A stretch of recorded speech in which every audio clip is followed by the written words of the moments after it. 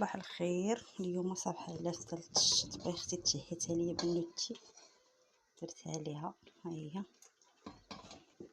هنا غنزيد الحليب،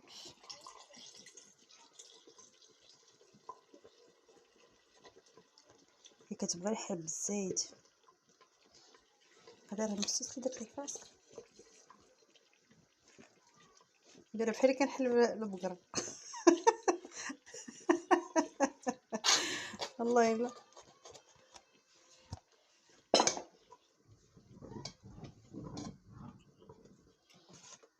شوفي شحال درت وباقي خاصه.